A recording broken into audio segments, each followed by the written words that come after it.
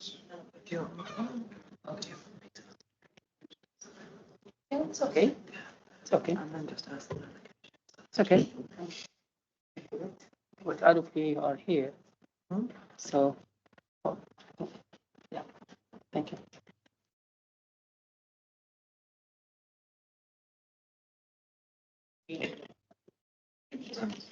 Get to learn and this from the IC course or from The trainers. okay.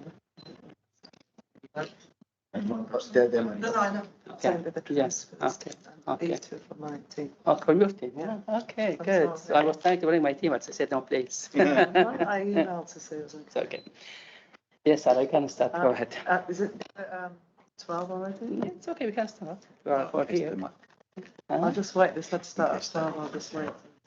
Until the last minute. Okay. Chess clock. So let me just make sure I've got everybody's right. So They didn't mention Lee name here actually. You have a Lee name? Lee SCHAMA. Sharma. Mm-hmm. Okay. Charmer and nice and shining on. I'll take your word for it, Lee. How long have you been with our food team? Oh, coming up for a year. Oh, So I just moved to Dubai recently. I used to be there 10 years ago. So Lee, Where were you in are you London? ready? 36 group. Okay. Okay, are you ready to start? Yeah. Okay, can we start? Yeah. Do you want to wait till 12? And It's okay, we can do it. We have time. 2 minutes. Is that Yeah, it's okay, it's okay. Can move it. Doesn't. Okay. Good afternoon, everybody. My name's Sarah Malik. I'm presiding over this tribunal, and I'm joined by my colleagues, Mr. Ivan Paraktov, Mr. Ahmed Al-Rasai, and Mr. Lee Sharma. Ahmed Al-Raisi. Sorry, my bad. Thank you for attending today, and we'll just set out some ground rules and some expectations. Firstly, as you're all aware, you have 90 minutes allocated, and your senior counsel can perhaps indicate to us how that's going to be allocated between various counsel.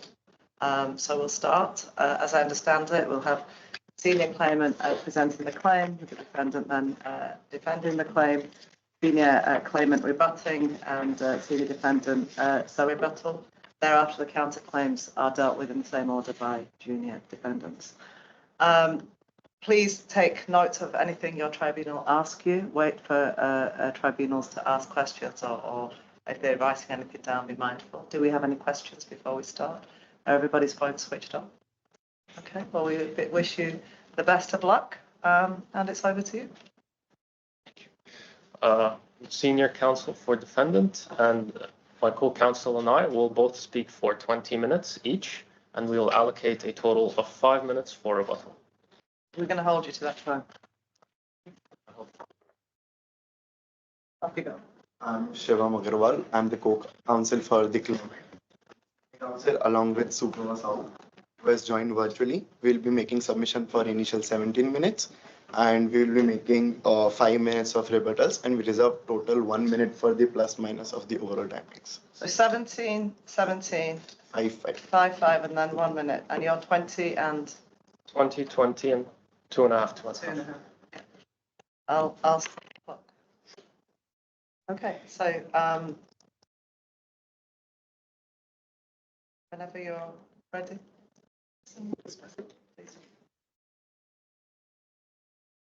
Greetings and very good afternoon to one and all present here.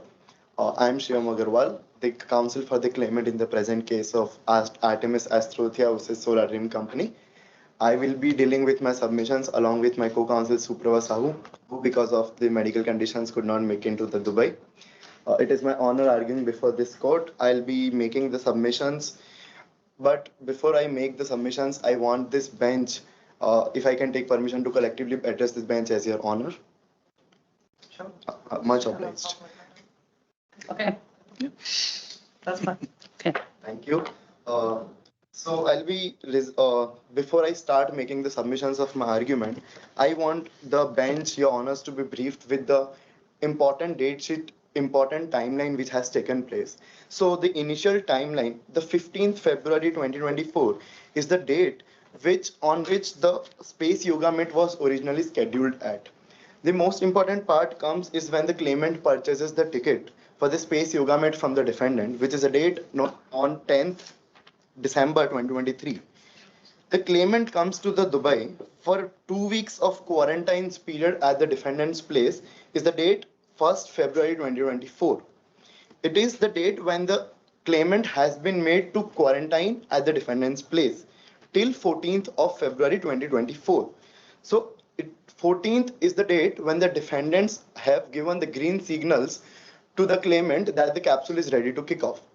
And finally, 15th February 2024 is the date when the day capsule is actually kicked off. Now, when I move to the submissions of my argument, I would like to make my arguments in a fold that the duty of care towards my client, towards the claimant Artemis Associate, has been breached in two folds. One, non-fulfillment of the clause 7.2 of the agreement entered by both the parties. Two, non-fulfillment of Article 21 read with 18 of the Law of Obligation DIFC Law number 5 of 2005, which is a reasonable care.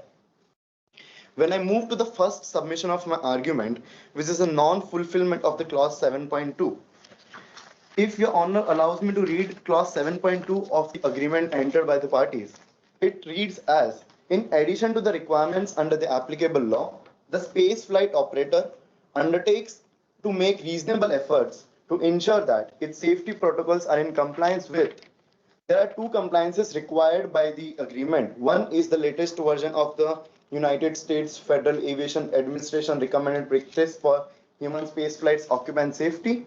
Two is the part 7 and 8 and 12 of the Space Industry Regulation 2021, which is applicable in England and Wales.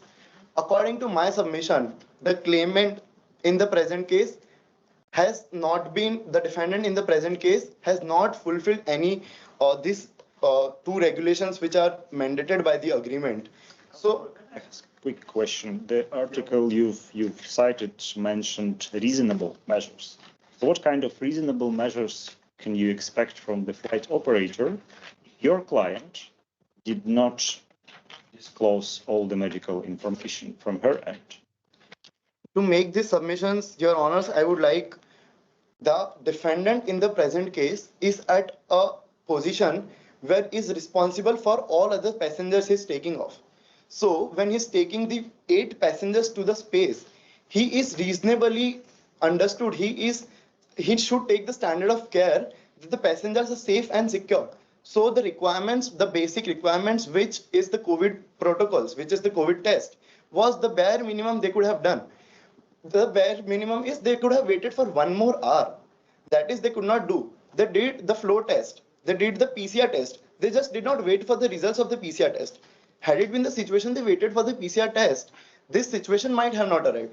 Counsel, they did speak to the nurse, didn't they, on ground, who said that it's unlikely that there would be anything that would affect the lateral test. So I want you to marry that up with the concept of being reasonable, taking on measures that are reasonable. Is it your suggestion that more could have been done from that?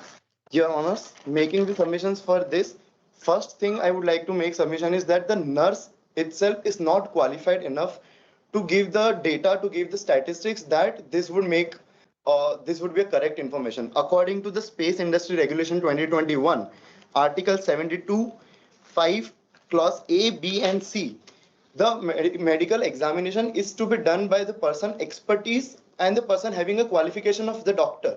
The nurse herself was not even qualified. She has been taken into the contractual duty. She is not even the permanent member. She is not even qualified as a doctor. So this is not under the standard of care, and this is not at all a reasonable care which the defendant has taken. The bare minimum is they could have waited when they have done the PCR test. They could have waited for 1 more hour, or they could have waited for a day even, because this is a big situation. This is a COVID where they are taking 8 passengers from Earth to the space. So this is not something very light thing. This is not something which can be taken into consideration otherwise. So when they already had a doctor, which according to the clarification is already given, that the doctor who conducted the initial examination was the Dr. Leona McCurry. So when they already had a professional doctor, they could have taken her advice, but they did not do that. They just took the nurse's advice and they just kicked off and they gave the green signal. Question in this. Your Honor. Can you give us some source or examples that it actually must to be a doctor, not a nurse, right? Because I understood your logic, but do you have any source? Like, Your Honor. for example, in other companies, it's a doctor, etc., or it's a recommendations. While doing the research, I came across during the last 1.5 years of the COVID, when the COVID protocols were made into the applications, there were 3 flights which made their own regulations. One is the Indigo flight, one is the Emirates flights, and one is the Egyptian flight company, which made it compulsory for all the flights to before taking off. It mandated that the doctor should be the qualified person who is giving a green signal that, okay, these passengers are ready to go. So nurse, according to their reports also, the nurse is not the qualified person to check the situations of COVID. The nurse is the person who can assist the doctor. So just to clarify my question or following your answer, so it's not the requirement, but it's just the best industry practice. Is that correct? As it is also required as per the Space Industry Regulation 2021, Article 72. So it already states that who is the medical examiner. It already qualifies, it already gives according to 72(5), if I may be given the permission to read it, approved aeromedical examination means an individual who is qualified and holds a valid license to practice medicine from the General Medical Council, has qualification in aviation or space medicine, and 3, has been approved by the regulator for the purpose of carrying out the medical assessments or medical examinations for the purpose of these regulations. Out of these 3 regulations, out of these 3 requirements, none of them have been fulfilled by the nurse. So as per my submissions and research, the nurse was not qualified enough to give the green signals that whether the passengers are ready to go or not. Okay, let me ask you something. You are in this section. Before we are moving forward to the laws and the applicable laws, there's agreement between the claimant and the defendant. Your Honor. As we take a look at this agreement. Your Honor. So according to section 5, subsection 5.2 and 5.3, Your Honor. I will read it in short. The passenger further acknowledge the importance of providing accurate and complete information during the medical evaluation. I will not go for the full statement, but I think you are aware about it. Your Honor. Do you think it was, or she was obliged to just disclose about her headache, his severe headache, according to this, or in light of this section of the agreement? Your Honors, with regards to the submissions for this, I would like to make my arguments in 3 wings. One is that it was not the headache which made this situation. It was the gross negligence by the defendant. According to the fact sheet, paragraph number 5, the 5 years of headache has been consistently with the claimant. So it is not the single day, it is not this first day that she is suffering. Now headache has become the part and parcel of life. It is not an illness for her, but just it is a mere inconvenience for her.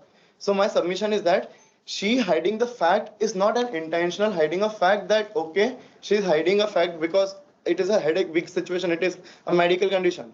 According to her, it was just a mere headache, which already become the part and parcel of life.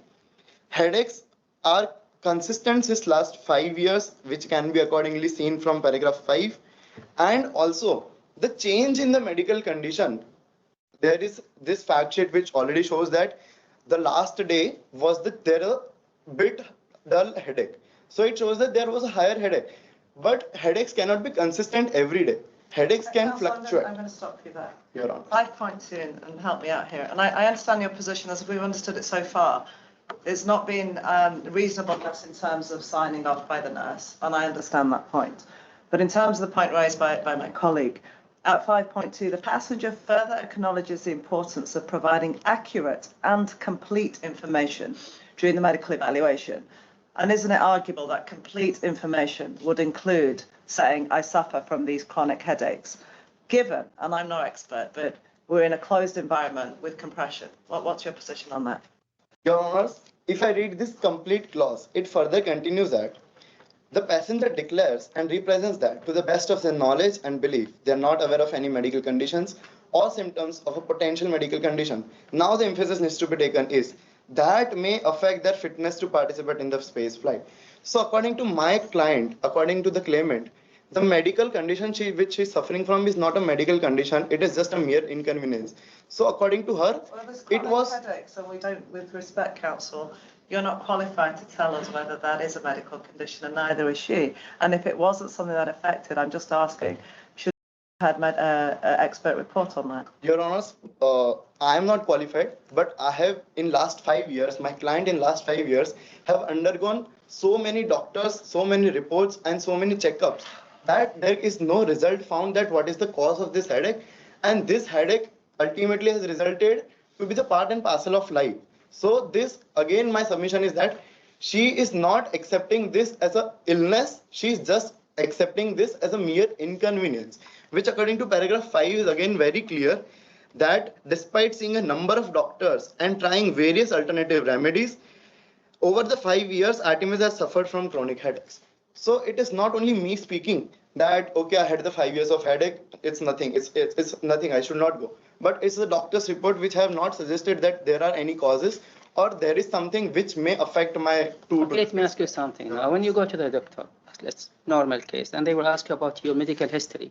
You should be disclosing what you have, the operations, what you have, some illnesses, symptoms, and this should be complete. What my colleague is saying, complete.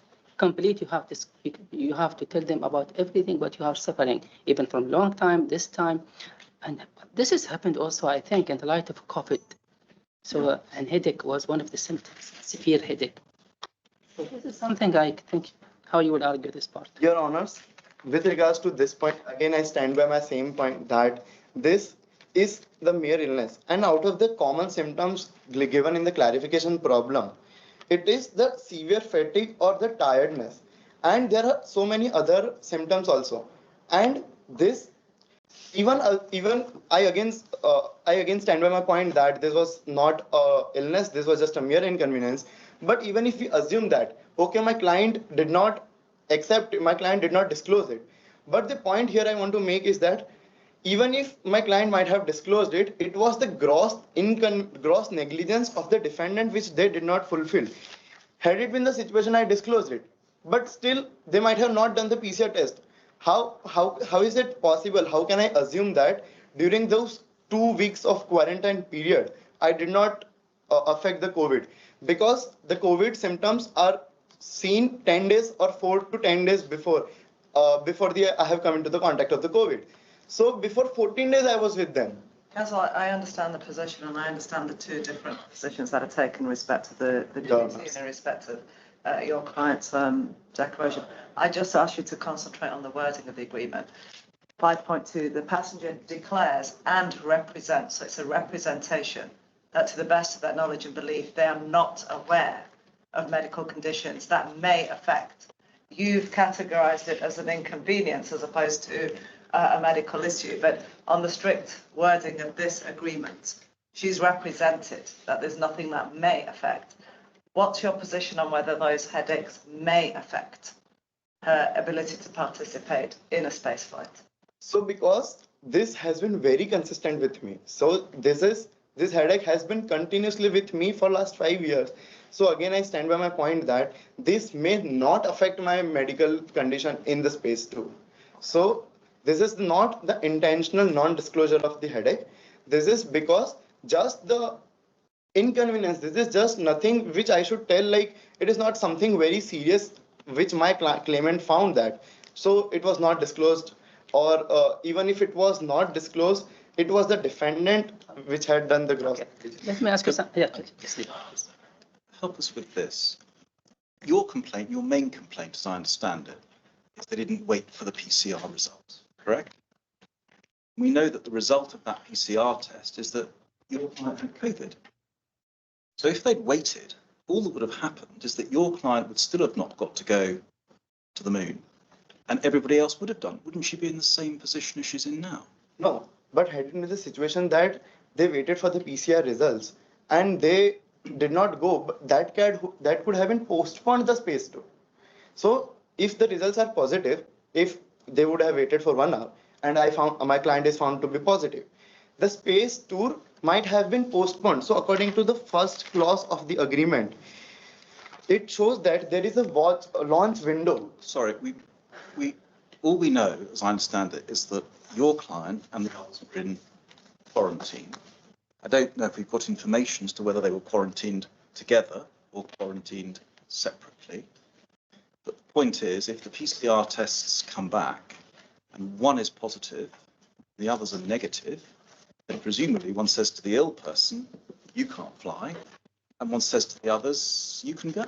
So wouldn't your client still be in the same position, which is that? No, but according to the first agreement, which is the space flight details, it shows that the space flight operators, the launch window is contingent upon various factors, including but not limited to meteorological conditions, technical readiness, and spacecraft and regulatory approvals. So had it been the situation that only my client is positive and all others are negative, my ticket might have been postponed, my flight might have been postponed, all other might have continued it. So that could have been the situation where others are also not into the contact of the COVID, and I would have also gone in the later stage of my time. Councillor, I'm going to tell you, you've come into your 17 minutes. Are you done, or do you need a bit of extra time? I do take on board that we have interjected. Do you need another minute, sorry? I just take a minute to conclude my arguments. So while making my submissions, I again state that the non-fulfillment of clause 7.2, which have not been fulfilled by the defendant by not taking the proactive measures, which PCR result was not awaited. During quarantine period also, no COVID tests were done. There were 14 days of time. They could have done the COVID test during those time. It was the last day when they're coming and taking the PCR test and the COVID test. Clause 4.4.4 of the recommended practice was not fulfilled, which is talking about the infectious disease and the measures to be taken while during the spacecraft if the infectious disease outbreak. And last, the medical examination was done by the nurse who is not qualified enough to give the medical examinations report. And final argument is that the non-fulfillment of Article 21 read with Article 18 of the Law of Obligations DIFC, reasonable care and the negligence done by the defendants. I conclude my arguments. Thank you very much, It Councillor. was my honor arguing before this. Do we have any additional questions? I don't think so for my side. Thank you. Councillor, Your Honours, would you prefer that I sit or stand? however you're comfortable, we don't Okay, care. I'll remain seated then.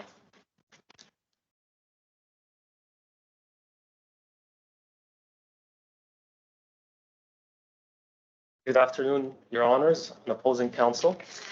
My name is Karim Khazal.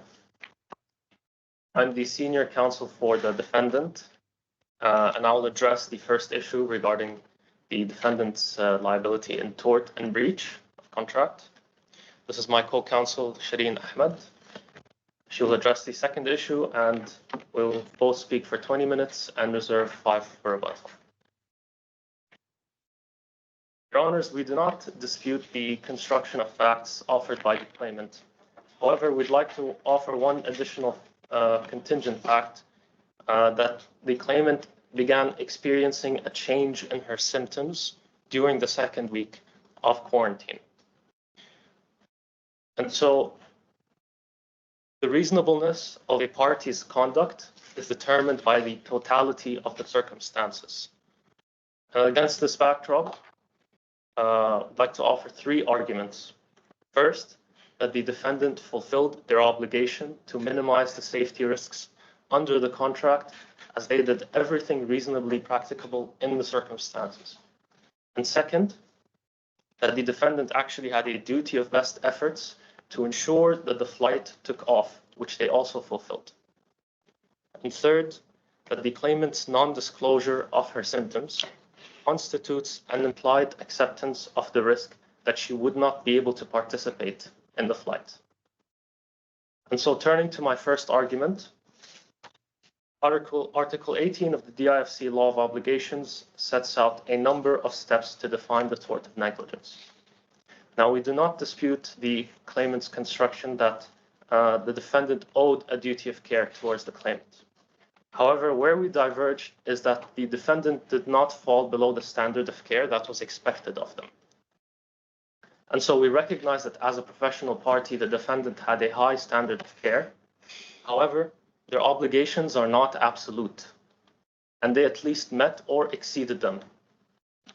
And we see this in at least 4 instances. First, that the participants were quarantined 2 weeks prior to the flight. And second, that they had undergone 2 precursory medical examinations. And third, when they conducted lateral flow tests on the day of the flight. I have a quick question. Solar Dream is not the only company in the world which is doing like the space trips or tourist travel to the space. What is the industry practice when it comes to SpaceX or some other companies when it comes to medical checks and stuff like that? When it comes to industry practice, Your Honor, we can look to the recommended practices of the U.S. Federal Aviation Agency. And the aviation 4.4.2a of the recommended practices specifies that participants have to consult a qualified physician, which the defendant has provided the opportunity with Dr. Leonora McCoy, a retired NASA chief medical officer. And 4.4.2d actually gives the operator the flexibility to either mandate a self-checkup on the day of the flight. However, despite that, the defendant still went out of their way to hire a nurse to conduct those examinations. So you're saying that's over and above what they were mandated to do? Yes. They didn't have to do that? Yes, Your Honor.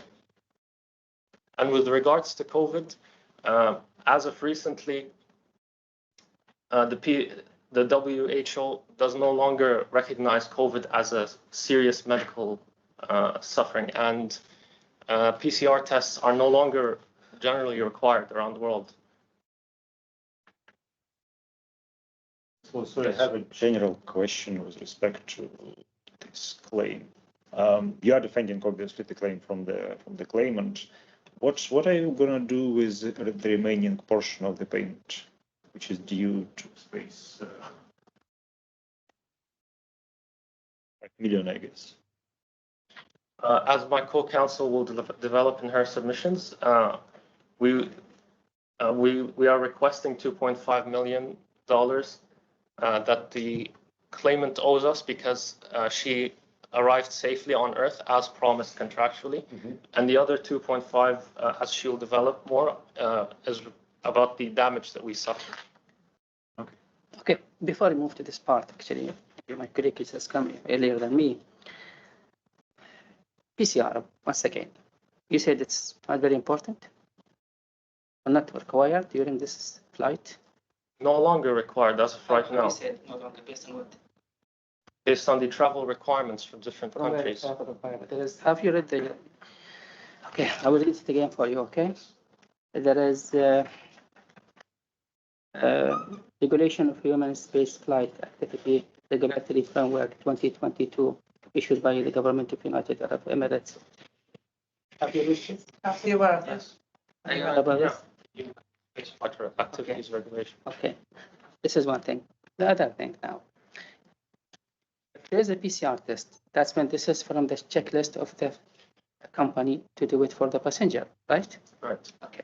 So when they ignore to receive this test, that means they have not done their complete process. How can they allow her to proceed on board and the result has not come yet? And this, although the PCR is there and it is one of the requirements. So how you will argue this point? Well, Your Honor, yes. If they had received the PCR test, it would have averted the situation.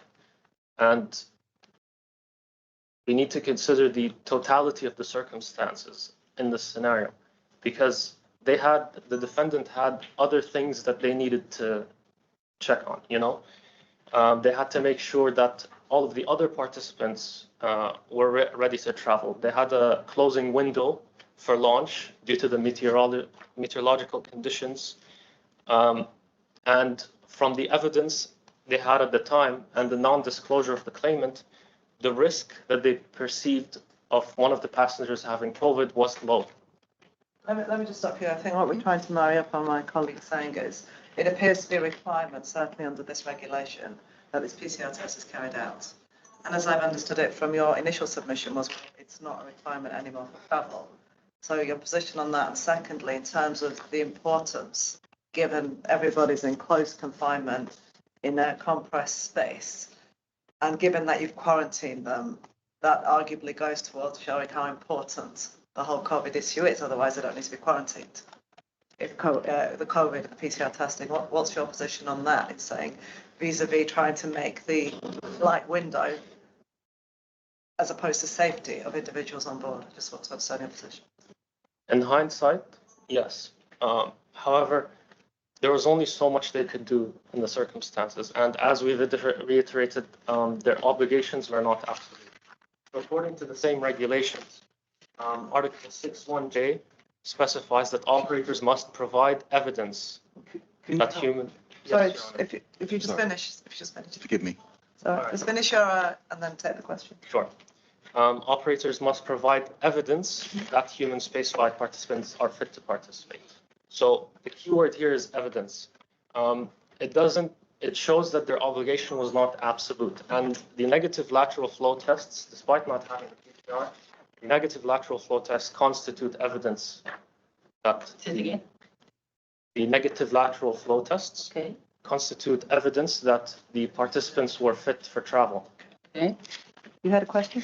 Yeah, help me with this. The tickets are 10 million US dollars each. You say in your skeleton that your client did everything reasonably practicable. So just help us with this. What prevented your client from testing these people before quarantining them together and testing them every day throughout quarantine? What was impractical about that? In hindsight, nothing was impracticable about that, Your Honor. However, that does not mean that the systems that we did have in place fell below the standard of care that was expected of them. And so this is what we're trying to progress. And just to clarify, if your client isn't going to wait for the result of the PCR test, what was the point of administering it? Well, every test they had conducted up until that point was about minimizing the safety risk point by point. And so none of the flight itself was not contingent on any one of these steps, rather than a collective of all of them, right? And so just because they didn't receive the PCR test and had no knowledge or any idea when it would come back, they still had to conduct a cost-benefit analysis of some sort to see whether they should launch the flight or not. And it was reasonable in the circumstances, considering they had a duty of best efforts to launch the flight. May I be of further assistance to this? Continue with your submission, Council. Thank you. And another point we'd like to reiterate is that the US FAA's recommended practices for human spaceflight occupant safety and the England and Wales regulations are not mandatory, because clause 7.2a of the agreement specifies that they ought to take reasonable measures to fulfill those requirements. And as we've mentioned, looking at the recommended practices, they went above and beyond in what they were required to do. And so given the scope and comprehensiveness of the defendant's preparation, there is no clear evidence that their conduct fell below the standard of reasonable care. And this assertion is supported by a DIFC case, Aegis Resources v. Union Bank of India. That's claim number 4 of 2020. The claimant sued the defendant, a bank, because the defendant transferred money to a cyber criminal who had hacked into the claimant's database and sent them an email on their behalf.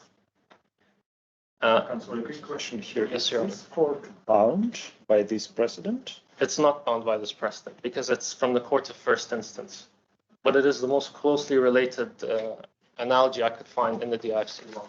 Can you just continue telling us about that case? Yes. And so when coming to their decision, the court cited the UK Quinscare standard for banking, where the judge said that banks should have a standard of care to prevent fraud and protect their customers, but that imposing this regulation to the degree where they have to quote unquote probe every customer's request for signs of dishonesty is too restrictive.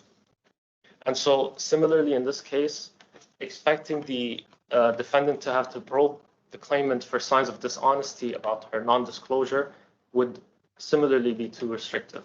Because it was a contractual term that the claimant had to fulfill, the defendant was entitled to rely on her disclosure or non-disclosure in coming to the decision about whether to launch the flight or not. That's a separate point, isn't it? That's non-disclosure of her headaches. And separately Yes. to that is your reasonableness in not waiting for the PCR. So I don't want to conflate the two issues. Absolutely, but reasonableness, again, is reflected in the totality of the circumstances. So when the defendant was calculating their decisions, they had to take into account the fact that she had not disclosed any symptoms, and they were entitled to do that. Is it your position that had she disclosed any kind of symptoms, they then would have waited for the PCR test, or you don't know? They would have, yes, they would have waited for the PCR test results and postponed the flight. Is it your client's case that the claimant brought COVID in with her into the quarantine with the others? Or is it your case that she caught it during the quarantine period on your premises? Or you may not know. We don't know. We don't have enough evidence in the record, Your Honor, to speak to that effect, because there was a 1 or 2 day window where she could have caught COVID prior to quarantine. But again, we have no evidence to speak to that effect. Why are people quarantined before they get on the flight? They're quarantined to minimize the risk of any disease being transmitted to other passengers. Not particularly with COVID in mind. No, not entirely with COVID. Could be for any other reason. Okay, one more. Yes, Your Honor. According to the law of application, the IFC law number 5, Article 18, duty of care. Yes, sir. I guess that the defendant, they breached the duty of care. How do you argue this? Well, in that Care case, is terminology, how you define it, the circumstances. in the circumstances, duty of care would mean that there's a proximity, there's a relationship between the two parties, and this is established in our contract. Both parties had obligations that were expected of them. That is the second arm, and that there's a standard of care that can be drawn up about how the parties should conduct themselves. Just wait here. Yes. Standard of care. Yes. I'm operating a flight. Okay, I'm the operator. According to the all laws, the contract law, application law, and UA 2022 flight law, in accordance with this, and if I'm reading all these all together, I can see that solidly they have breached the duty of care because they didn't wait for the PCR. Once again, duty of care. How you would argue this point? 2 points, Your Honor. The decision to launch the flight was contingent on a multitude of factors. They had to determine what the risk of... Again, Yes. any flight, and I used to work in airports before. So there is written procedures, checklist 1, 2, 3, 4. If it is all being completed, the flight will be launched. And I don't think so that the result of PCR does not come yet, and you will take the decision to launch the flight. Well, had they waited for the PCR test, given the information they had at the time, they would have risked a breach of their duty of best effort. You can continue. So, as I understand your position, counsel, you're not disputing that there was a duty of care. We're not disputing there was a duty. And you're just saying there wasn't a breach of that caused damage. So it's not the position that you're saying there wasn't a duty. Yeah. Absolutely, Your Honor. Just go in. And so even if the court finds the defendant in breach of their duty of care, the law of obligations can exempt them from that because the claimant voluntarily assumed the risk when she did not disclose her symptoms. So Article 55 exempts a party from their failure to meet a standard of care if the harmed party willingly undertook that risk. And the undertaking of risk can be either done expressly or implied. And taking the risk, if I am traveling alone in my own spaceship, There's the passengers with me could be affected. But what we're saying is when the claimant decided not to disclose her symptoms, she took the risk. You're saying that was an acquiescence on her Yeah. behalf by not disclosing. Yes. And so if she took the risk that she might get But you as a sick, defendant, you should take your own procedures to avoid this kind of things. There is lack in the procedures which be taken by the solar tree. They should not let this point to just move. Councillor, if we could just have a minute. Okay. Continue. in hindsight, yes, they should have done that. And it's easy to pass judgment on the acts of the defendant, knowing that the PCR test came back positive. But they had limited information at the time. And so the doctrine of valenti non-fit injuria means that to a willing person, no injury is done. And that person cannot seek a remedy in tort. And I'd like to cite a landmark English common law case on valenti, and it's Hall v. Brooklands Auto Racing Club of 1932.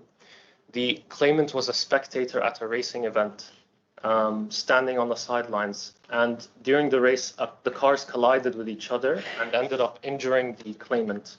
And so the claimant sued the defendant, asking for compensation for their injury. And the court ruled in favor of the defendant, and they found that the claimant gave an implied consent to the risk of injury because the claimant knew that by standing in the sidelines, he was prone to that risk. And so similarly in this case, the claimant knew she was prone to that risk when she experienced a change in her symptoms and decided not to Do you disclose say it. that's a kind of outright acquiescence, or it's a kind of contributory negligence point on her behalf? Why she contributed to where she finds herself? At the very least, it's a contributory negligence, Your Honor. But Article 55 provides an exemption from full liability. Are you saying that because she failed to disclose all her symptoms, Yeah. she voluntarily ran the risk that Yes. she might be sent up ill, have to come back and not be entitled to a new flight effectively? Yes, Your Honor. And had she waited, she might have had the opportunity to fly again. I see that I'm short on time. It's okay. We've interjected, so I'll give the same that I gave to your colleague if you need another minute or so to wrap up. It's not necessary. Sure. I'd just like to reiterate that this case is important for three reasons. First, because there's no existing DIFC law on valenti non-fit injuria, and English common law is a great place to look. And second, while the fact patterns are different, the important issue is that assumption of risk can be made implied and not expressed. And third, as a matter of policy for this court, it is in the court's interest to develop a cautious attitude towards space travel because it is still new and quite dangerous. And so, to conclude, reasonableness of a party's conduct is determined by the totality of the circumstances. And the circumstances revealed that the defendant had no reason to believe that the claimant was unfit to participate, given the information they had at the time. They complied with the human spaceflight regulations and the recommended practices. The launch window was closing, the participants were ready, and the PCR delay left them uncertain. And finally, even if the defendant was negligent, then they are exempt because the claimant voluntarily assumed the risk when she did not disclose her symptoms. Thank you. Thank you, counsel. Thank you, counsel. I take your honor's permission to start with the rebuttals. Of course. So, because of the paucity of the time, I'll just be a bit faster if my colleague wants to can you know. So the first point is that why did not they wait for the results? So he says that this might have breached the duty. But according to the agreement 1.1, the launch window is still open till 23rd February 2024. So launch window is still open till 2024. Why could not they wait till then? Waiting might have not breached the duty of this agreement. Second point is when my colleague has made a point regarding the DIFC CoS judgment, ACS Resources versus Union Bank of India. That case also states about the standard of care by the professional entity. It states that the standard of care is higher due to the professional obligation as opposed to the ordinary individual person. So how does that my colleague argue about that? Because the standard of care by the defendant in the present case should be on the higher level because it is a professional entity other than the ordinary person. Also, my colleague argues that the PCR test is no more required, but how my colleague argues is that the COVID new variant was found in the present case. It is the Vulcan variant, which has the new symptoms, new test. So why the PCR test is not required is to be argued. Next point I would like to make is the quarantine period is to check whether the person is COVID positive or not, and if he's a positive, that positivity is negated. So also, how does the council argue this point that the COVID was not contracted during the quarantine, because as per the WHO report of 2022, the COVID is not found more than 9 to 12 days. So it was the 14 days of quarantine period, and the claimant in the present case came to the quarantine place 14 days. So there was 14 days of gap. So it is to be assumed that the COVID was contracted during the quarantine period, because WHO report says that the COVID is not seen to be positive after 12 days. Another point is I would like to make is that the defendant made the passengers quarantine, but why were not reports done again? It's okay even if my client was contracted in the COVID outside the quarantine period, but during the 14 days the COVID reports might have done, the COVID checks might have done, but none of them were fulfilled. So they breached the 4.4.2 of the recommended practice for human space flight occupant safety. These are the 5 points I would like to put as the rebuttals. Thank you. Okay, you do have some extra time if you require. We reserve this for the further my colleagues' time.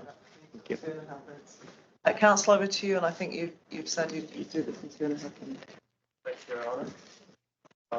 Your Honor, the contract specifies that the launch window is on or around 14th of February, so that means it's subject to change. And later, the defendant received evidence that the launch window was closing around the 14th of February. And this is on page 7 of the record, paragraph 12. As the time for takeoff approached and the window for launch was likely to close due to meteorological conditions, so on and so forth. So this shows that the window was actually closing at that time.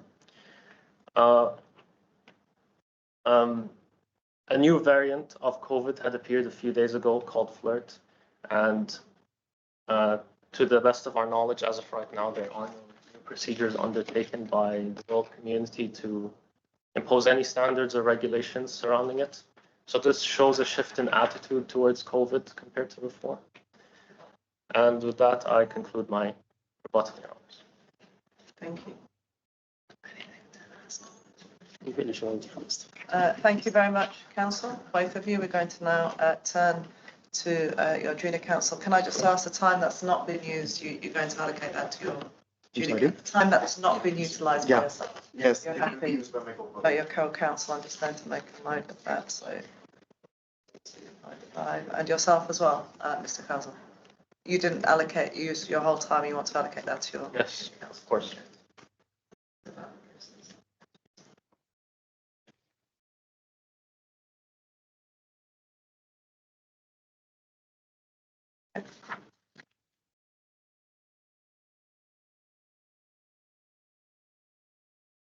So I think we start with yourself, Ms. Shireen Ahmed.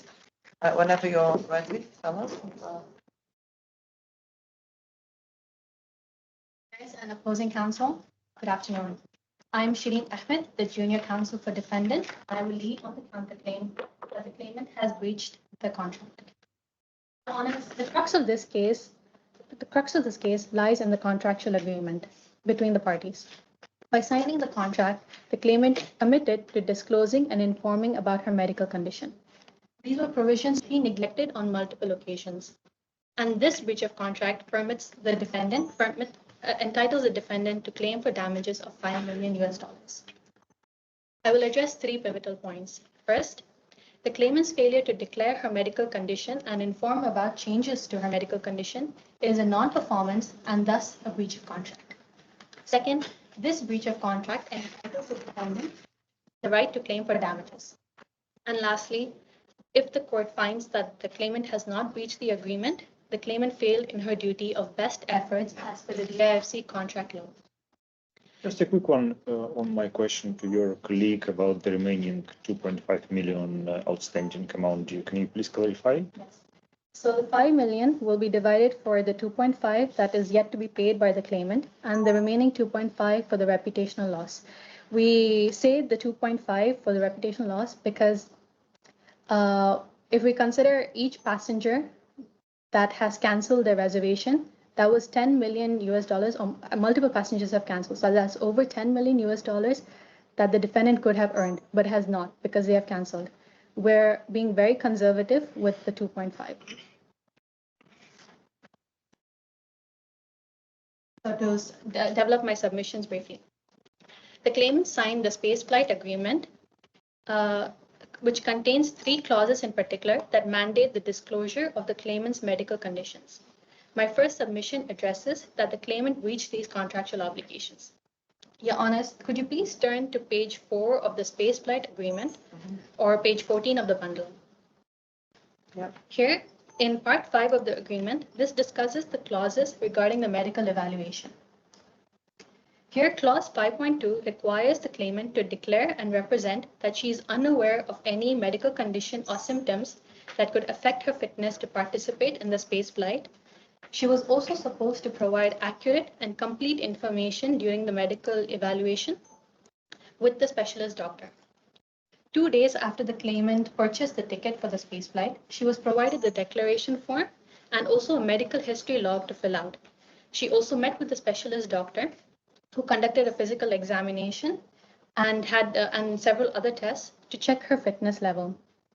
The claimant admits that she made no mention of her chronic headaches as she was afraid that she would not be allowed to participate in the retreat. This shows that she intentionally did not disclose this information as it would affect her fitness to participate. The following clause of 5.3 is of utmost importance. The claimant was required by this clause to promptly inform about any change in her medical condition between the initial evaluation and the scheduled launch date. A week before the flight, the claimant began to suffer a severe headache and while at the pre-departure accommodation. Despite it being unpleasant, she once again did not mention this to anybody, including the defendant. Furthermore, on the day of the space flight, she had a dull ache and she also had tiredness, but again did not inform the defendant, thus not obliging with clause 5.3. Lastly, the claimant signed the agreement where she also agreed to bear the responsibility for reporting changes in her medical condition as per clause 5.5. This clause further states that the failure to report can impact the eligibility to participate in the spaceflight. The claimant may argue here that the defendant had deficient safety protocols. However, the defendant's medical evaluation included the review of the claimant's medical history and the physical examinations, both during which the claimant did not disclose her chronic headaches and thus represented her medical condition inaccurately and incompletely. Counselor, a quick one from my side about the amount of liability. If I look at the contract, it says that your liability as a flight operator is limited to $1 million maximum, right? It's 4.5. So what you're claiming is that the liability of your clients, of the space tourists, is unlimited. Is that what you're claiming? So you limit your liability in the contract, but the liability of the other side is not limited. Does that mean it's unlimited? I have an answer for that question. Exactly. Well, it's certainly something that wasn't agreed between the parties, so we can assume, whereas you've limited the penalty or limited not the penalty, the liability, the same has to apply to the other side. If it was, I'd see it be carved out in the agreement. Your Honor's defendant's duty was to do what was reasonable in the circumstances. And had the claimant disclosed her condition, the risk assessment would be different, and what was reasonable would have been different. The defendant took the reasonable precautions based on what they knew, and they fulfilled their obligations accordingly. They provided a medical declaration form and a medical history log. They conducted the medical evaluations, and they also provided the pre-departure accommodations as per their safety protocols. Furthermore, claimant's failure to disclose her medical condition constitutes a non-performance of the contract. And as per Article 77 of the DIFC contract law, non-performance is defined as a failure by a party to perform any one or more of its obligations under the contract, including defective or late performance. Are you saying there was actually a non-performance as opposed to an omission, or the omission amounts to non-performance? Can you repeat that? Are you saying there was actually something positive she did, i.e. a non-performance? There's a part of the contract that hasn't been performed.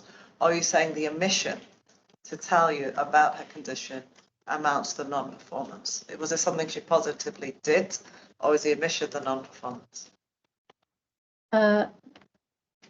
She was obliged to disclose, if I understood your question right, she was obliged to disclose her condition. So if she did not disclose, that is her non-performing.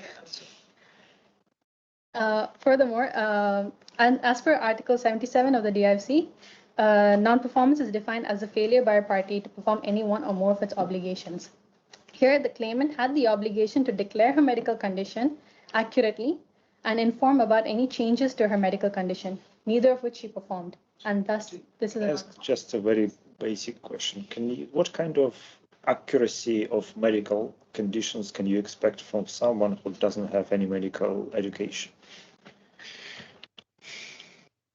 We are claiming she should declare accurately all the medical conditions, but she's not a doctor, right? She is not, and what the claimant is saying is that she thought it's just inconvenience. It's not a medical condition. If she was troubled by her chronic headache, so much so to have gone to several doctors, and while she was getting the medical evaluation by the doctor assigned by the defendant, that seemed like an occasion where she could have informed about her or disclosed about her condition, like any other doctor that she has been to. So could have or should have, because as I've understood your position earlier, you've said the fact that she didn't say, and she says in her own brief, is because she thought it might negate her ability to get on that flight. So that, when you marry that up with should she have told you, I think, as I understand your position, it's, well, she hid it from us purposefully because she knows, as she told us, it would affect the ability to get on that flight. Is that a fair recollection of what you're saying?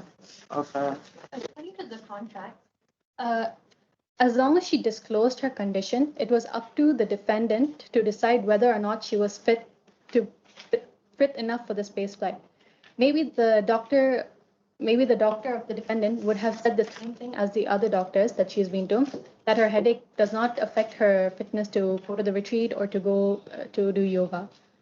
So it is the non-disclosure, which was not in her discretion to choose. Tell you or not. Yes. It was in the Can defendant. I ask, Yes. being fair about it, if we look at the other symptoms that we've got in the information on the case, as we understand it, there's no suggestion she had any of these other symptoms. It's just the headache. Of course, headache could just be a headache. Are you really submitting that if she'd told you that she had a headache, that would have substantially changed your decision either to let her, your client's decision either to let her fly, or indeed to let everybody else fly? The way we see it is that if she had informed about her initial headache and say she was allowed to still take part in her retreat, and that during the pre-departure accommodation, had she told us that her headache has become more severe, the defendant could have taken now the reasonable measure according to this new headache or this new severity of the headache. And maybe they would have tested now to check if she had any other. Are you saying that if she told you about the headache, you would have given her a PCR test earlier? About her severe headache, yes. We would have taken the reasonable measures of the new circumstance now. So the only thing that stopped you from giving her a PCR test earlier is she didn't tell you she had a headache?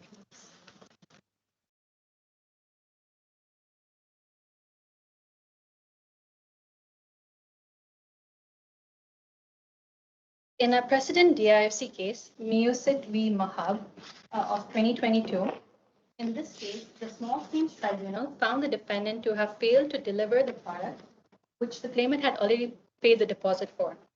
The DIFC court found that the defendant's non-performance to be a fundamental non-performance because it substantially deprived the claimant of what it was entitled to expect. And also they found that the defendant's actions was intentional and reckless. Similarly, in our case, the claimant failed to disclose and inform about her conditions, about her changes to the medical condition. If we apply the legal test in Article 86, Part 2 of the DIFC contract law, this states the requirements for determining whether a failure to perform an obligation amounts to a fundamental non-performance. We find that when we apply this legal test, we find that the claimant's non-disclosure is a fundamental non-performance as it substantially deprived the defendant what it was entitled to expect under the contract, which was a disclosure and reporting any change in her medical condition. Additionally, the obligation of informing about the medical condition is of essence under the contract for the safety and success of this mission. Third, the non-performance was also intentional as the claimant was afraid she would be denied voting. Thus, the claimant's failure to disclose her condition is a fundamental non-performance. This is important to establish because now it connects to my second argument that the defendant is entitled to claim for damages. The non-performance by the claimant gives the defendant the right to claim for damages as per Article 109 of the DIFC contract law. This article states that any non-performance gives the aggrieved party a right to damages either exclusively or in conjunction with any other remedies, except where the non-performance is excused under this law. Here, as there was no impediment beyond control for the claimant. Can I just ask you a question generally? It's on the quantum. The 2.5 million that you're claiming for her, there's a reputational loss, I understand the 2.5, and 2.5 for the contract. But had she fulfilled what she was supposed to have done and performed and not admitted to tell you, you wouldn't have that 2.5 million because she wouldn't have presumably taken off. So I'm trying to marry up the loss of her not paying is because she's had to come back, or how is that 2.5 million determined? You wouldn't have had the 2.5 million had she told you, because that 2.5 million is payable when you come back from a successful mission. Had she told you, had she performed, she wouldn't have to pay that 2.5 million because presumably either the whole thing would be rescheduled or her side would be rescheduled. So what's the loss to you? Is it because you've had to come back? I'm just trying to marry up the loss. The 2.5 is because she's refusing to pay the 2.5, remaining 2.5, because she wasn't able to get the experience of the space retreat, which she says was promised to her.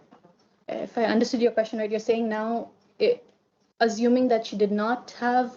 Assuming that she told you that she's got COVID, or it's not COVID, she has a headache, and she doesn't go, you wouldn't have that 2.5.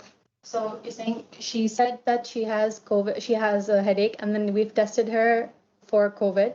She wouldn't have gone on the trip, but she could have gone on the next flight. You wouldn't be claiming 2.5, right? We wouldn't be claiming. And the claim is because she didn't disclose it, you've been put to that loss by having to come back, and therefore you've come back and she should pay. I'm just trying to figure out how you're placing that. So because she did not disclose her condition, she has breached her obligation, breached her contract. She has still traveled on the flight. She has negatively now affected the other passengers and the staff. Has come back and is refusing to pay the 2.5 million. Okay, let me ask you something. Back to the agreement. Clause number 4, subclause 4.5, above the liability of the operator. This one. 4.5? Yeah. It says that, in general, I will just make it brief for this clause, okay? That the operator shall not be liable for any damages, except for any liability arising from gross negligence or willful misconduct. Do you think operator has caused some negligence in this point? That could be the claimant, make the claimant liable to just, eligible to claim the amount. Your Honor, I will answer that by letting you know that the defendant has presented several opportunities for the claimant to have disclosed her medical condition. They have presented so many opportunities, and they've also had to follow multiple requirements to ensure that they're in compliance with their safety requirements. We do not think they have been. So the gross negligence, about not waiting for the PCR test. Do you think it's gross negligence? I do not think it's a gross negligence. Gross negligence is a higher degree of liability, whereas they relied on the nurse who said that the lateral flow test was well enough to assume that nobody had COVID. What's the relation between the nurse and the defendant? The relation between the nurse and the defendant? Yeah, if it is the mistake of the nurse, they rely on the nurse.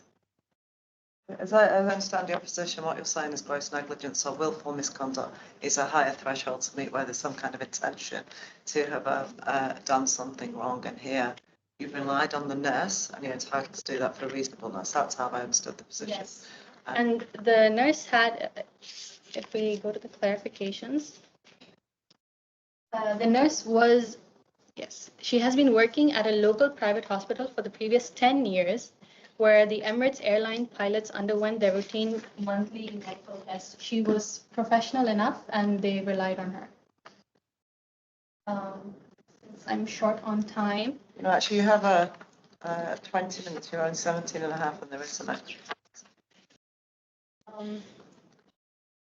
Since we touched on the reputational loss, the non-performance caused the defendant the harm of reputational loss, and also they lost the gain they could have received from the multiple passengers who if they did not cancel the reservations.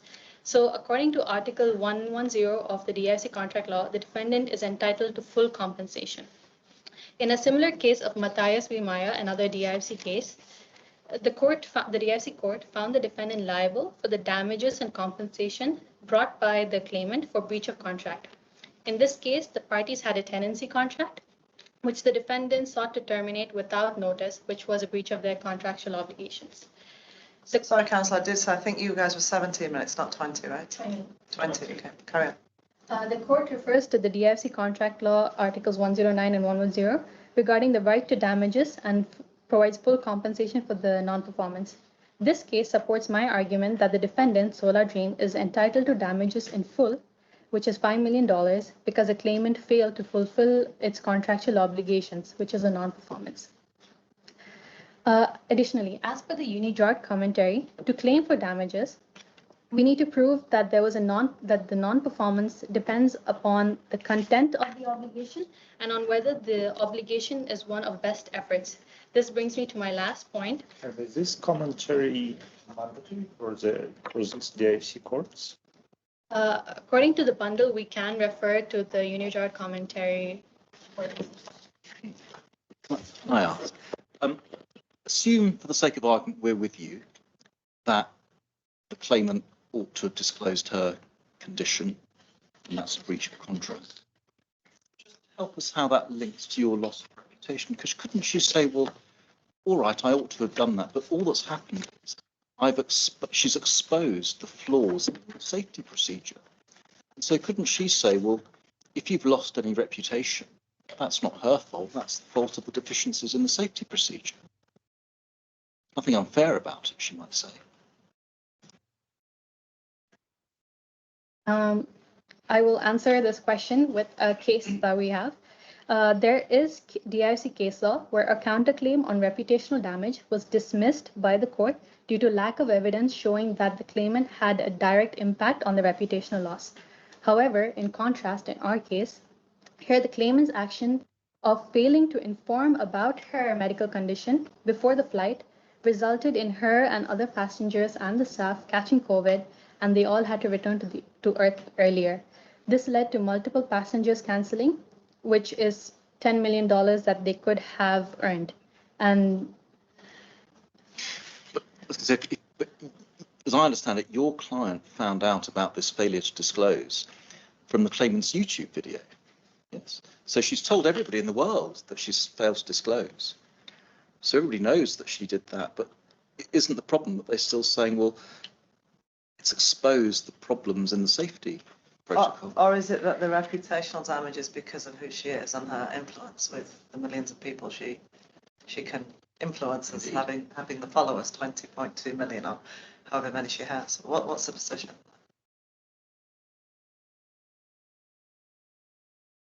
So if I'm understanding this right, you're asking now why the reputational loss, how How do the, you picture it? Is it because So what we're saying is, on the one hand, do you think a big part of the loss was the reputational loss is because she's just exposed the failings?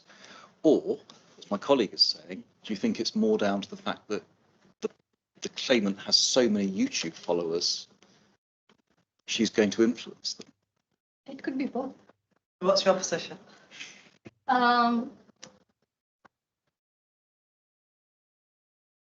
Given that she had 27 million subscribers, she does have that impact that you're saying, but it's also that she's, well, since this case is not about defamation, her story about her experience does not cover that the defendant did have multiple medical evaluations in place and safety protocols. She's talking about, she also mentioned her chronic headaches. You're coming to the end of your allocated time even with the extra, but just finish up now because we have interjected. You need a few seconds. Esteemed judges, in conclusion, the claimant breached the contract by failing to disclose her medical condition and inform the defendant about changes to her medical condition. Had the claimant informed, the defendant could have taken the reasonable steps, reasonable and necessary precautions to safely execute the safe flight and also to prevent the reputational loss from occurring. The claimant's non-performance and breach of contract entitles the defendant to claim for full compensation for the damages of $5 million. We request the court to find the claimant liable to Solar Dream for the breach of contract and find the defendant entitled to receive the requested damage. Thank you. Thank you, counsel. Thank you very much. And now if we can hear from you, Miss Suprabha. So can you hear us okay? We can't hear you. You might be on Yes, I mute. can hear you. Are you okay? Are you feeling okay? Yes, I'm better. Thank you so much for providing me the opportunity, and I'm very sorry that I'm unable to be That's all. Please just tell me when you're ready. Yes, sir. May I begin? Of course. Please do. May it please the court that I am on behalf of Team GNLU representing the claimant for the counterclaim. For issue 2, we will be dealing with how Ms. Ashrotia is liable to Solar Dream for breach of contract. To support the contention, the counsel shall be presenting with 4 main arguments. First, that the non-disclosures of headaches by Ms. Ashrotia do not constitute a breach of contract as they fall outside the scope of the conditions mentioned in the space flight agreement. Second, that Solar Dream's reputational loss stemmed due to lack of their own safety protocol, and Artemis cannot be and should not be made liable for the same. Third, that Artemis acted in good faith and cannot be said to be liable. Fourth, that Artemis cannot be held responsible for reputational loss as the losses occurred due to Solar Dream's own conduct. I will begin with my first argument that the failure to disclose the headaches during the medical evaluation process cannot be counted as the breach of contract since they are excluded from the requirement. The clause 5.2 is applicable only in conditions when the illness is specifically capable of affecting the passenger's fitness for the space flight. The illness involving only headache and no other symptom has persisted for the last 5 years and is part of her daily life. It never impaired Artemis' daily activities or her ability to do any fiction. For a YouTuber who has to do travel vlogs and do various activities as part of her profession, if headaches were to in any part impair her daily life, it would have been shown. But the fact that she is a successful YouTuber shows that mere headaches or common headaches do not in any way impact. Clause 5.3 and 5.5 involves changes in the medical condition. Firstly, this also includes the second clause, which involves changes also includes the medical conditions ability to affect the passengers, which cannot be said to be in this case. Therefore, there was no substantial change that needed to be reported. According to the UAE Civil Code, contracts should be read in a plain and a simple manner. There are various judgments supporting this, such as Ali versus Kell and other presidential judgments. They show that the importance of strictly constructing contract. Artemis, who was a normal passenger who did not have any medical knowledge, saw the medical documents, saw all the argument, all the conditions that are stipulated in the agreement, and as per that, on the basis of her own knowledge, did whatever she could. Since headaches were very normal, she could not have in any way written. Based on the information provided, there is no reasonable presumption that an increase in Ms. Ashrotia's headache would significantly impact her fitness.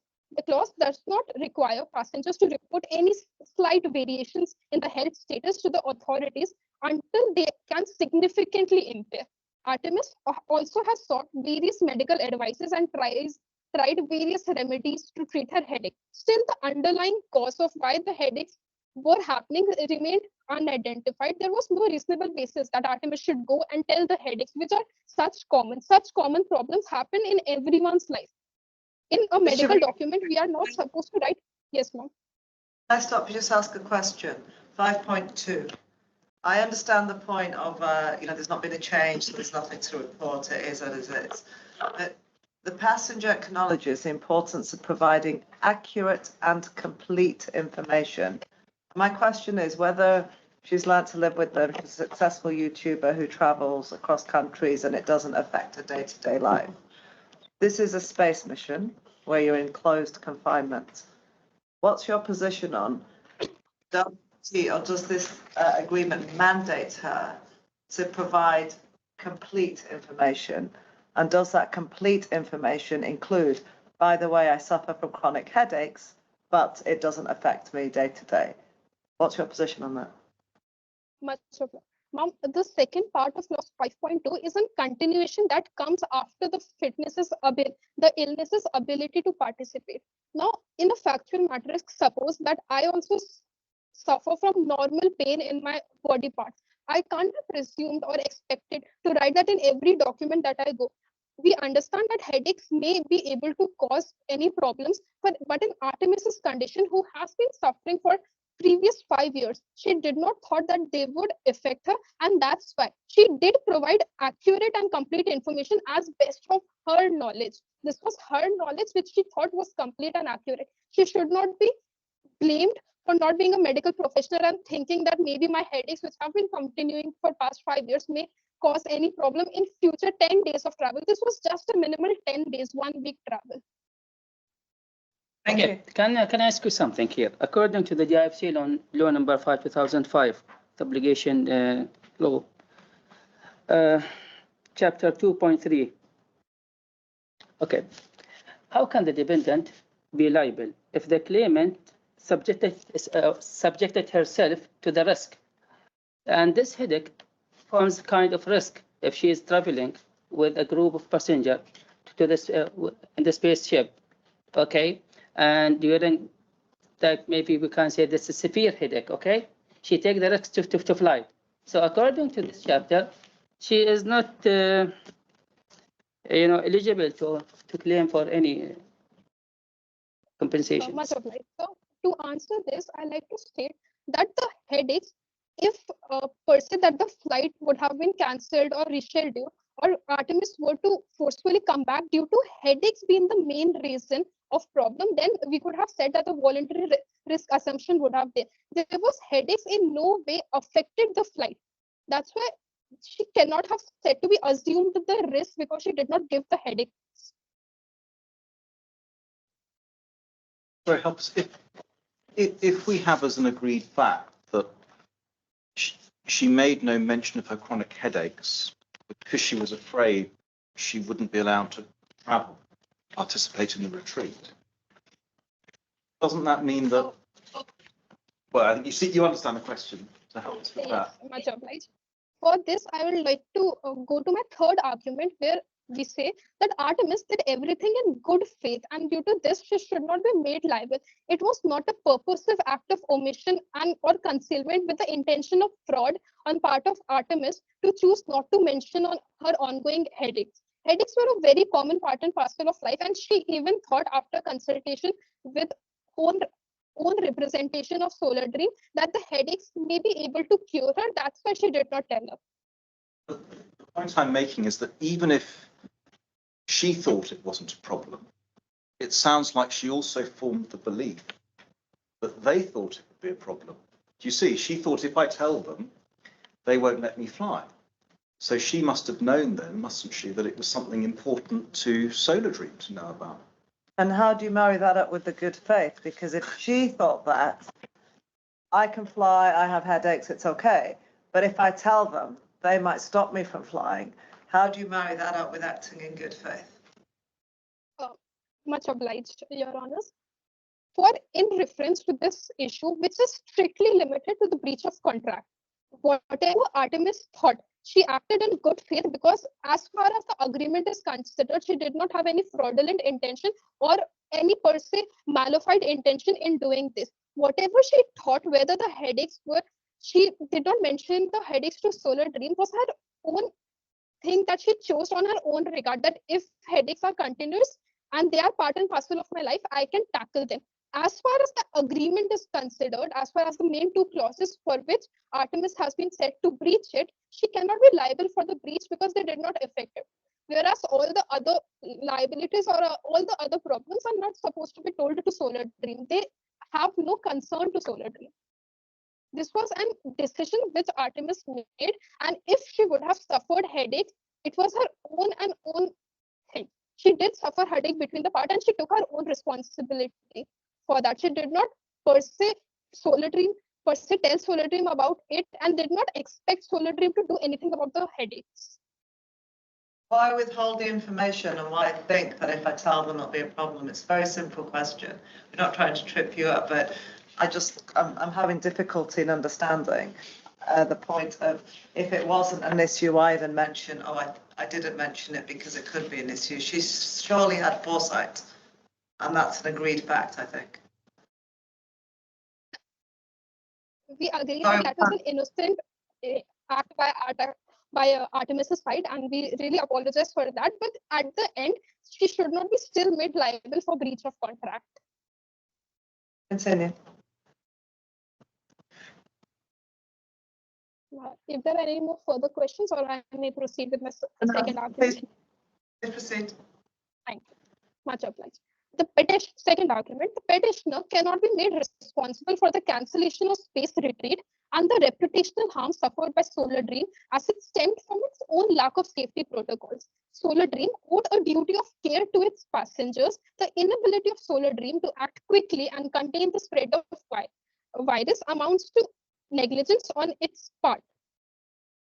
The outcome of the space retreat would not have changed even if Artemis would have disclosed her headaches at the preliminary stage, and she cannot be said responsible for the subsequent outbreak. It is not possible to link Artemis's inability to reveal her headaches to the viral epidemic. As far as the nurse is considered, as when we are seeing the clarifications that are given to her, the past experience of the nurse which was appointed was restricted to the pilots of Emirates Airlines. Whereas in regard to spaceflight, Emirates Spacelines is considered.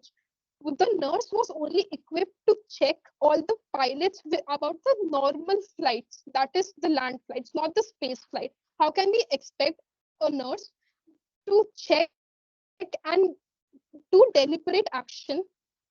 How can we expect the nurse to give correct information regarding space flights, which is a certain different domain? In this, Solar Dreams amount to negligence. Lastly, Ms. Astrothia cannot be held responsible for reputational loss as losses occurred due to Solar Dreams' conduct. Artemis did not engage in any action which led to cancellation of reservation. She merely shared the details of which is common among the content creators and cannot inherently damage a company's reputation.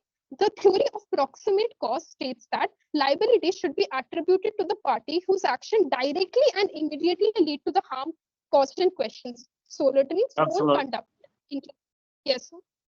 Can I ask a question that basically I've asked the defendant side as well about this distribution of 5 million amount into 2.5 as a damages or reputational loss and 2.5 as a, let's say, outstanding amount due from the contract. Do you agree with this? Yes. So as far as the distribution between the 5 millions, we have not yet been informed regarding the defendant's conduct, and we will be taking that into consideration after the proceedings, and only then we will be able to give a substantiate answer. Till now, the council has no information regarding the 5 million. And we dispute the 5 million in damages and instead ask the 15 million in damages that should be given to us. Can I ask a question just following on from what you've said in terms of reputational losses? As I've understood the position of the other side, it's the lack of complete disclosure, if you like, that they say has led to reputational loss. Because whereas she said, you know, there wasn't proper protocols, or I was able to go on with what happened to be COVID, what she didn't say or omitted to say was that, and actually I didn't tell them that I had these headaches, which presumably amounts to me having had COVID before launch. And that's the issue. They say that there's not been full disclosure and therefore reputational losses because they've lost contracts, they've lost people who would otherwise have come but for hearing from her. So I understand the point of brought forward what she says are deficiencies, but what about the lack of telling anybody that I didn't disclose that I had these headaches? Does that factor in at all? So the reputational loss is caused because the flights are cancelled and because the spread of virus in the space flight. If Solar Dream were able to contain the virus's spread, then of course the cancellation would not have happened. People cancelled their already paid amount and already reserved seat because they were at fear that Solar Dream would not be able to contain the virus as they were unable to do in this scenario. We say that Artemis headache had no link with COVID virus. The COVID virus was contracted because of lack of protocols during the quarantine stage. Since the Vulcan variant, as shown in the sheet of fact, is a variant, COVID-19 was there in the preceding months. It has been stated clearly in the facts. Since COVID-19 was already there, why did Solar Dream not conduct the test? And the Vulcan variant, which is only a new variant, which means COVID-19 was previously there, spreads in 7 to 10 days. This 7 to 10 days period was in the quarantine period. It was a job of Solar Dream to check whether COVID has been contracted, and only when the virus started spreading more and more, they tried to do the lateral and the PCR test. Even for that, the PCR test was not weighted. The reputational loss did not happen because of non-disclosure of headaches. Headaches were merely a normal thing that we can see from the clarification that there are lists of symptoms. Just because she was feeling tired and have headaches, which are very common for everyone traveling and more common for Artemis, who has been suffering from headaches. Can I ask you on a separate topic? We know that your client is a YouTuber. She's got 27 million subscribers. She makes enough money from her YouTubing to be able to afford this $10 million ticket. Do you think she has any particular responsibility to be careful about what she says to her followers? So in this regard, we can also say that she has the responsibility to say to her followers the true things. And because her own experience in the flight was not that well, it was her responsibility to tell her followers what she thought and what she felt, and that's what she did. But, you know, they say, don't they, you live and die by the sword, and they say the pen is mightier than the sword. So if your client's words cause this harm, and she normally earns her money from her words and her content, isn't it right that if they then cause this damage, she should pay for it? So if she would have stayed silent, it was possibility that Solar Dream would have still stayed negligent, and many more reservation and many more people would have contracted COVID-19. In this case, it was possible that they came to Earth and landed safely. What if the COVID-19 situation was much worse? Artemis rightly said in her YouTube channel, and that's why she spread awareness, more and more awareness, and this would have compelled Solar Dream to act more carefully instead of acting negligently. It was rightful conduct of Artemis. Thank you. You can proceed.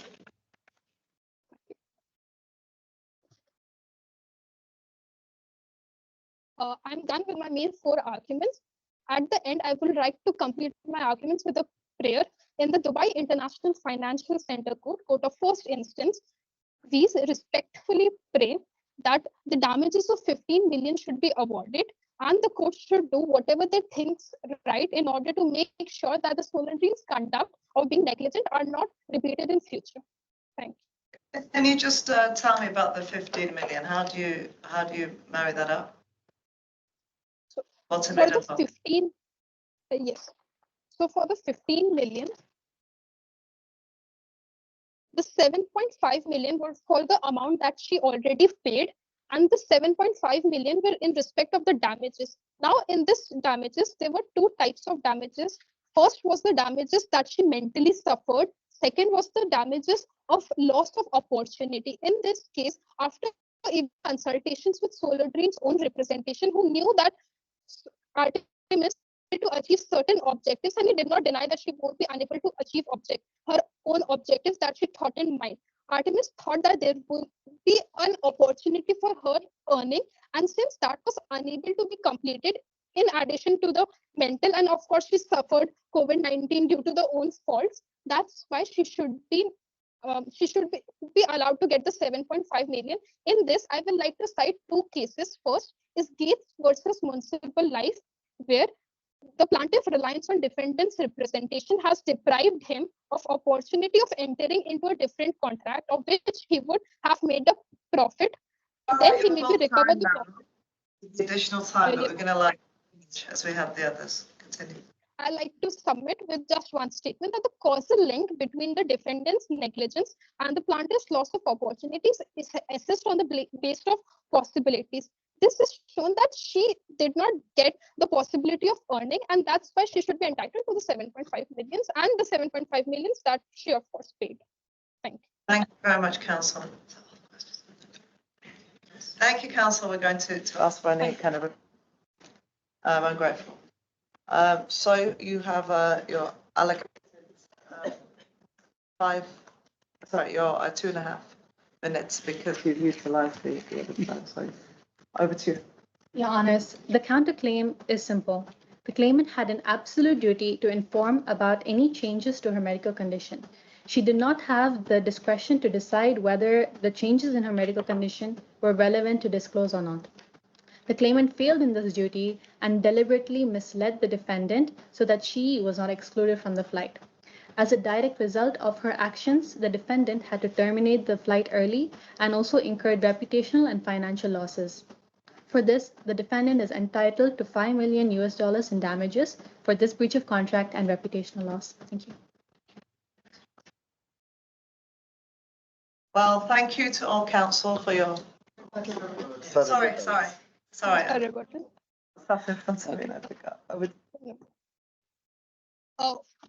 In my answer, I would like to state that yes, Artemis was given the discretion, and the discretion was related to the fact that whether the illness would have the ability to affect her fitness and participation. And since the headache did not have any relation of whether she would be able to fully and correctly participate in the space flight and the related activities, that's why she did not state it and did not give. Moreover, that she was provided with a medical log where she has to list every ailment. She has been previously to various doctors and she did not have any identified illness. She could not have written mere headaches as in the list, because the list would have been a serious thing that should have been taken into consideration. Mere writing headaches would not have been sufficient, and there was no disclosed illness that she could have written.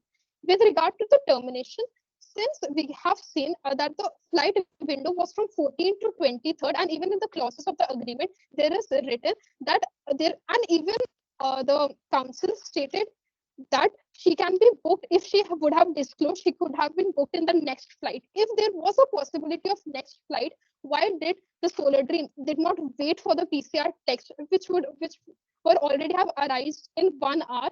I recognize that they did not know that it will come in 1 hour. But since next flight was a possibility that the council herself said, which means that Solar Dream could have waited for all the tests to come, and then without any risk, without being negligent, could have continued with the flight.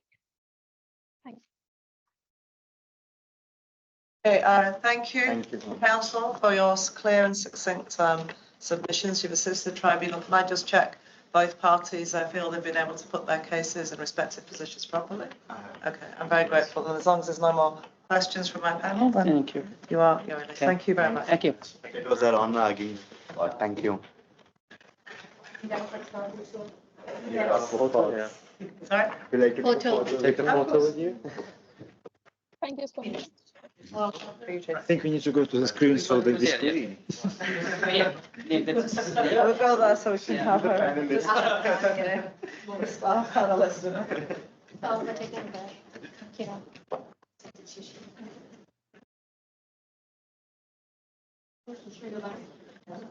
Christina, do you want to? I guess this. I guess it's because of us. So can you hear us? Yay. Switch. Keep it switched on.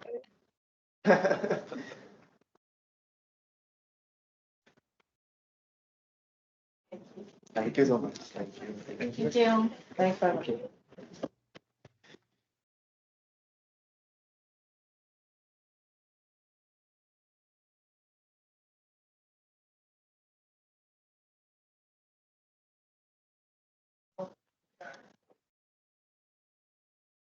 I think you have the feedback session. Do you want to do feedback now? We can do feedback before, we can do the feedback before we do the questions. Sure. I mean, before we do our evaluation. Sure. Okay, I'll just ask each of our tribunal members to give a quick kind of overview. It could be individual, it could be overall, so if I start with you.